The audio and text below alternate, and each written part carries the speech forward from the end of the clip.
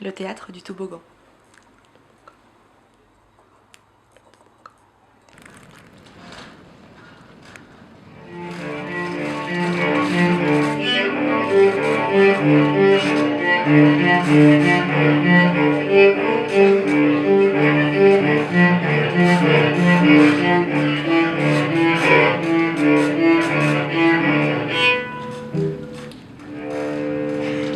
À l'automne 2011, le toboggan recevait la compagnie Attention Fragile pour son nouveau spectacle, intitulé Gilles et Bérénice. À l'arrière du toboggan, le chapiteau imaginé spécialement pour cette création est prêt à engloutir les spectateurs.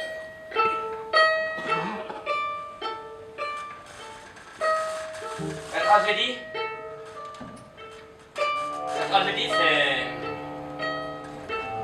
c'est le courage affreux.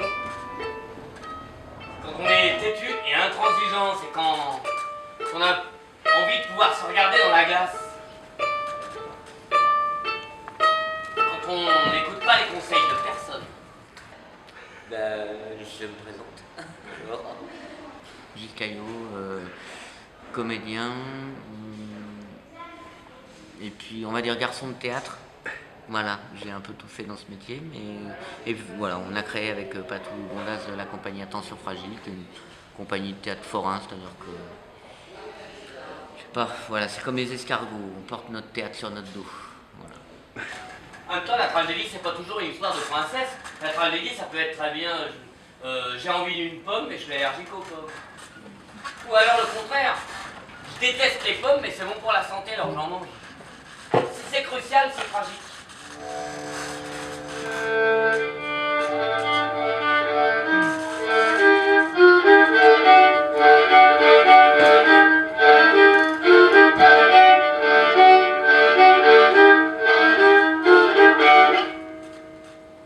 On dit la tragédie c'est triste, mais c'est pas vrai, la plupart du temps c'est rigolo. Il y a un flambi. Et Bérénice, c'est un amour de jeunesse en fait, hein, voilà, et puis il y a 9 ans j'ai monté un autre solo que j'étais venu jouer ici l'année dernière, ça s'appelle Tout complet du cœur, et quand j'ai hésité entre les deux en fait. Voilà, après j'attendais de me remplir de quelque chose, de sentir, je sais pas, d'avoir envie de parler, j'ai envie de parler d'adolescence en fait. Un spectacle d'engagement, on part comme dans ce spectacle comme pour faire une course en montagne, un truc comme ça. Ah oui, autre chose. Voilà. Une fois, pendant une fête, une fille me faisait envie, mais c'est une autre à qui je plaisais. Eh ben, j'ai couché avec l'autre fille. Ah. Il n'y a pas à dire. Il n'y a pas de doute. Je parlerai sous la torture. Au premier ongle arraché, je dénoncerai mes camarades. Dans ce spectacle-là, en tout cas, c'est une sorte de transgression de... C'est pas un spectacle poli, en fait. C'est un spectacle où je demande aux gens ce qu'ils ont à écouter est difficile, en fait. Parce que je dis, notamment au début du spectacle, je perce une peau, comme une peau de tambour, quoi, pour que les gens sachent qu'on va pas être dans une forme dont on peut ressortir indemne. Et que finalement, si je vais assez loin dans la confidence, on va dire, en restant en essayant de rester très, très léger, et ben c'est pour que les gens sachent que ça va leur coûter en fait. Ça coûte d'écouter, autant que ça coûte de parler. Que le trac qu'on a comme acteur, les spectateurs doivent l'avoir aussi. Les spectateurs, on n'a pas toujours conscience, mais il y a la même énergie fébrile, le même danger qu'on prend à venir écouter quelqu'un, le regarder, quoi. Nous arrache du soin de nos États. Depuis 3 ans que l'on Rome à l'arrêt de nos pas. Laisse-la jouir sa fortune et quitte à l'entretien dans de courtes infortunes. Je vous entends, Seigneur. Là, je vous entends, Seigneur. Ces mêmes dignités ont rendu un peu que moi ça. Il y a une marque. Comment ça va la marque? Voilà. Je ne conçois pas que la scène s'arrête au bord. Voilà, la scénographie a été fabriquée comme ça. Je voulais ce cyclo qui nous englobe en fait. Voilà, cette sorte d'émotion primaire, le ciel est tout rose, le ciel est tout bleu, le ciel est tout rouge. Ce truc primaire où on est tous dans la même émotion au même endroit, au même moment. Du coup, pour chacun de tes spectacles, tu as un chapiteau différent. Ouais. Alors c'est une idée totalement idiote parce que elle est en train de creuser la dette des pays riches, de faire un chapiteau par spectacle. Mais en fait, il y a de la vie dans ce théâtre, en même temps c'est bien, on va pas s'arrêter parce qu'il y a beaucoup de côté. Et le truc c'est que en même temps que j'ai été acteur, j'étais un très mauvais acteur. J'étais trop intellectuel, je réfléchissais beaucoup. Je jouais mieux quand j'étais fatigué, je suis devenu technicien. Et puis en devenant technicien, en même temps qu'acteur, je suis devenu éclairagiste. Puis en devenant éclairagiste, j'ai commencé à fabriquer des scénographies, décorateur. Puis après j'ai appris à les fabriquer moi-même. Mais donc je suis aussi décorateur. Et donc pendant 10 ans, j'ai été comédien et décorateur. Et les décors, je faisais des décors que j'aimais, mais qui s'arrêtaient au bord de la scène. À un moment, quand j'ai décidé de partir et de faire du théâtre ailleurs, dehors, je me suis dit, mais le décor ne peut pas s'arrêter au bord de la scène, il faut qu'il englobe les gens. Je ne peux pas dire, je veux arrêter de jouer devant les gens, je veux jouer parmi les gens, et en même temps être dans un décor dans lequel les gens ne sont pas. Donc après, ça a tout allé. Voilà, pierre qui roule. Voilà. Au final, tu fais ton chapiteau. Bah oui, Après, finalement, parce que après, cette pelouse, c'était aussi Sociel, et puis Sociel, c'était cet endroit, et puis il y a des spectacles qui sont bien pour 50, d'autres pour 80, d'autres pour 150. Mais cette histoire de public, là, dans la tragédie classique, comme il y a la bienséance, et plus globalement dans le théâtre français à partir du XVIIe siècle, seuls les acteurs, les personnages comiques s'adressent aux spectateurs. Enfin, tous les rôles comiques peuvent venir en face de la scène et puis dire ça va pas. Oh là là, mon maître m'emmerde. Voilà. Et on n'a pas ça du tout chez Shakespeare. Chez Shakespeare, chaque comédien, chaque personnage,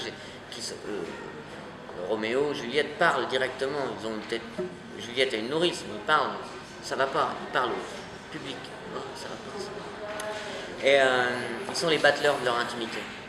Ils arrivent à être extrêmement proches de l'intime, tout en étant en l'extravertisme. Et moi, j'adore ça, et je trouve c'est... Pourquoi inventer des confidents, Bérénice, donc 3 personnages principaux, 3 confidents. Donc à chaque fois, je me confie à mon confident. Et en fait, déjà, comme je jouais tout seul, faire 6 personnages, pourquoi les faire tous les 6? Et puis à un moment, dire, mais quitte à me confier, puisqu'il y a 80 personnes en face de moi, pourquoi inventer un personnage qui n'existe pas? Non, confions-nous aux gens. Donc l'interactivité dans ce spectacle-là, c'est effectivement la confidence. Pour moi, effectivement, Bérénice, c'est le public quand je ne suis pas Bérénice.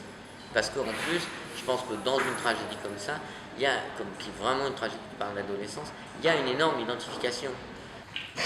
Le sort m'y réservait le dernier de ses coups. Titus, en m'embrassant, m'amène devant vous. Un voile d'amitié vous trompe l'un et l'autre, et mon amour devient le confident du vôtre. Mais toujours, quelque espoir flattait mes déplaisirs. Rome, Vespasien traversait mon soupir. Après tant de combats, Titus s'élève, et Vespasien est mort, et Titus est maître. Pardon.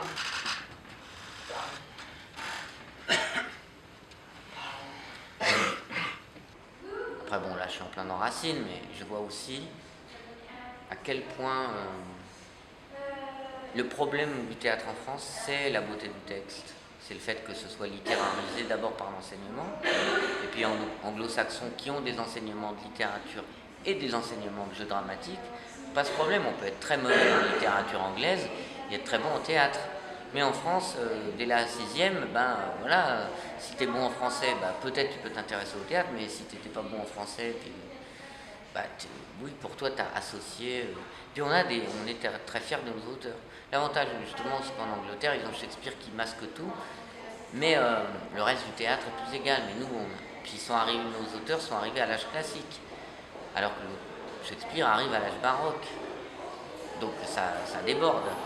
Nous, ça arrive à l'époque du grand renfermement, comme dirait Michel Foucault. À l'époque, on enferme la folie. L'histoire de la folie à l'âge classique, c'est comment est-ce que à un moment on a commencé à enfermer les fous. C'est le XVIIe siècle. Donc on enferme la folie et dans le même temps on fabrique du théâtre. C'est super beau à voir d'ailleurs parce que même il y a cette sorte de tension dans la philosophie du XVIIe. Un gars comme Descartes est complètement barjot, mais il ne sait pas, c'est Descartes. En même temps, sur ses derniers livres, à la fin de sa vie, il arrive à dire c'est marrant, je vois une petite fille qui louche, qui passe dans ma rue, je suis amoureux d'elle, j'ai même pour elle un désir physique, je sens bien que c'est parce qu'elle louche. Je ne comprends pas pourquoi. C'est-à-dire que ce gars arrive à avoir préscience du ça. Et qui pourrait penser ce truc-là de Descartes? Voilà, le XVIIe siècle est comme ça. Mais nous, on a comme justement, c'est beaucoup plus facile de dire ces auteurs sont raisonnables que de chercher la folie là-dedans. Mais Racine a quand même c'était un punk, il a quand même empoisonné, enfin, il a été accusé d'avoir empoisonné sa comédienne préférée. Il y a du monde quand même, c'est Racine quoi.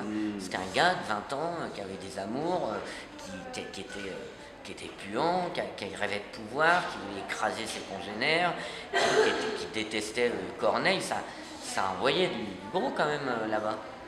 Et il s'aimait en se détestant, j'ai besoin de toi, c'était vraiment de la... ça allait pas quoi. Et puis il écrit des textes brûlants, vraiment brûlants.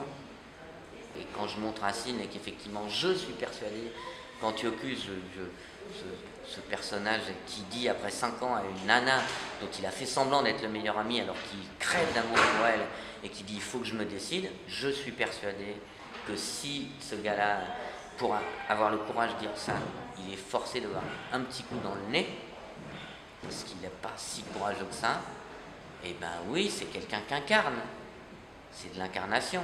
Et je pense pas que le texte y perde, je pense pas que Racine y perde, et je pense oui que c'est... Et je pense pas de faire de l'opéra rock non plus. C'est le spectacle dans lequel il n'y a jamais eu autant de textes, respect textuel d'une œuvre que dans celui-là, parce que moi j'ai une formation classique et que j'adore l'alexandrin et que j'adore le théâtre classique. Et la première lecture j'ai appris le texte pendant 1 an, tout le texte, Racine, tout Bérénice, je faisais le footing, j'apprenais le matin, les 1600 vers, et puis après il a fallu couper un peu, parce qu'il y avait mes textes à moi et que je ne voulais pas faire un spectacle de 5. Première lecture, j'ai rayé, je crois que là, j'ai fait bon boulot, là, j'ai bien rayé. J'ai compté les vers, j'avais réussi à en rayer 34, et je trouvais que j'avais massacré le texte. Donc oui, j'entre dans un texte comme ça avec le sentiment de la profanation. Dès que je change quelque chose, je le pèse, je le sous-pèse. Dès que je tords, à un moment, il y a un grand monologue, le dernier grand monologue de Titus, je passe au tutoiement. Il est presque in extenso, mais au tutoiement. Donc je réécris des toutes petites choses pour que je reste sur le rythme de l'alexandrin, mais parce que je trouve qu'à un moment, je veux offrir ça, même à Racine, c'est-à-dire que le vous est finalement dommage, enfin c'est une proposition, je peux me tromper, et puis ça n'engage que moi, mais je dis écoutez juste voyez comment en changeant du vous au tu, ce petit truc qui fait que vous gardez encore la distance et que vous dites ah c'est un peu littéraire, comme ça fait disparaître toute la littérature et qu'on a juste quelqu'un qui parle d'une façon totalement limpide, claire, blanche. C'est super beau. Voilà. Après, je vois justement qu'avec les gamins, parce que c'est un spectacle que j'ai créé dans un lycée, en allant tirer par la manche des ados, en leur disant venez voir ces répètes, j'ai besoin de vous, j'arrive pas à créer sans vous, je vois à quel point peut-être, paradoxalement, autant il y a 15 ans on amenait de l'alexandrin, du texte classique dans des classes, ou que nous, les adultes, on a un peu de mal avec ça, oulala, c'est chiant, nanana, autant les gamins qui ont l'habitude que des rappeurs, des hip-hoppers, des slammers s'expriment sur du langage extrêmement versifié et extrêmement rythmé, finalement pour eux, ce langage-là n'est pas un problème. C'est-à-dire qu'ils entrent directement dans la problématique des personnages. Et finalement, que ça parle en vers, il y a 2-3 inversions qui sont chez tout le monde qu'on ne comprend pas, mais c'est rigolo parce que quand un metteur en scène classique monte Bérénice de façon classique, les gens viennent écouter Et il ne s'étonne absolument pas à la fin de ne pas avoir tout compris. Mais moi, il y a pas mal de gens qui me reprochent de, ouais, là, il y a 2-3 trucs que j'ai pas compris. Ben oui, mais c'est Racine, quoi.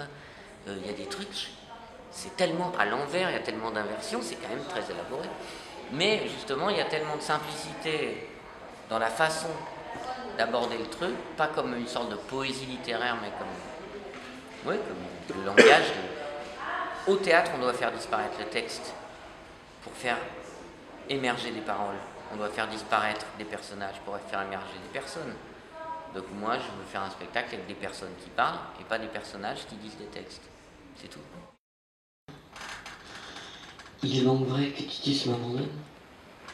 Il faut nous séparer. Et c'est lui qui l'ordonne.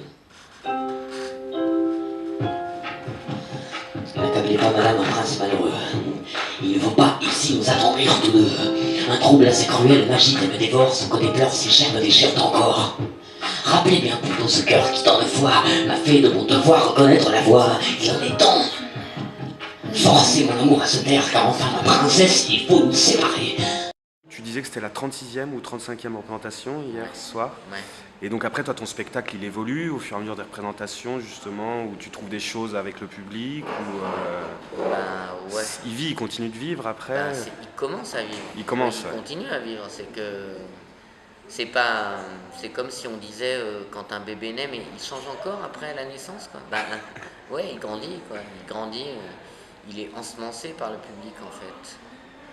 Et moi, tous les jours, c'est pas une volonté. Hein. D'ailleurs, quand on dit est-ce que vous improvisez, souvent il y a les improvisations qu'on voit, mais les improvisations les plus jouissives qu'on a, c'est pas forcément d'avoir pu. Bon, c'est super, un moment d'inventer, de trouver des trucs. Merde, j'ai cette idée-là, c'est super. Mais c'est d'être à l'écoute, quoi, de voir.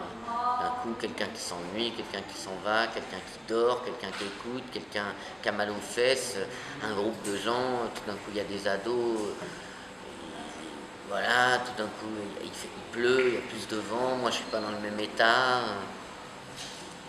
Il faut quand même faire attention à ne pas, à un moment, renoncer à ce pourquoi on a fait ce métier-là, quel que soit le métier qu'on a fait. Quand on a 20 ans et qu'on commence à être acteur, on le fait pour être au présent. On ne le fait pas pour refaire tous les soirs la même chose, on rêve de ça.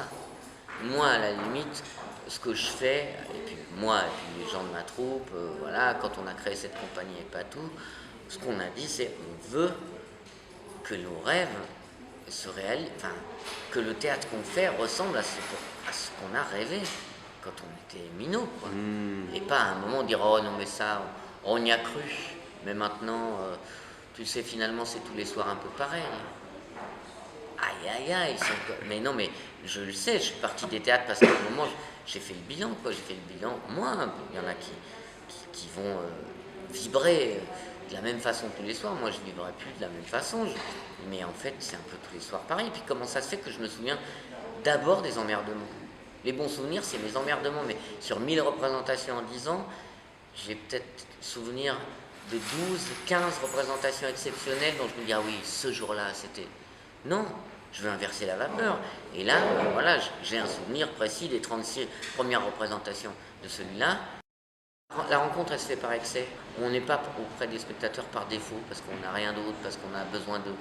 On est par excès, parce qu'on est plein de trucs et que ça déborde. Comme ça déborde, c'est trop con que ça déborde pour personne. Alors on invite des gens. J'en ai fait pour tout le monde. Voilà, pour moi, voilà, ce Bérénice, c'est... Là, je suis en train de faire ma tambouille. C'est une tragédie, c'est ma tambouille, je trouve ça bon. C'est un pot-au-feu tragique, mais c'est un pot-au-feu. Et comme je ne sais pas faire la cuisine pour deux, et que quand je suis tout seul, ma foi, je me fais plutôt un bout de jambon, j'en ai fait plein. Bah venez, on va manger ça ensemble. Voilà, pour moi, c'est juste ça. C'est pas plus compliqué que ça, le théâtre.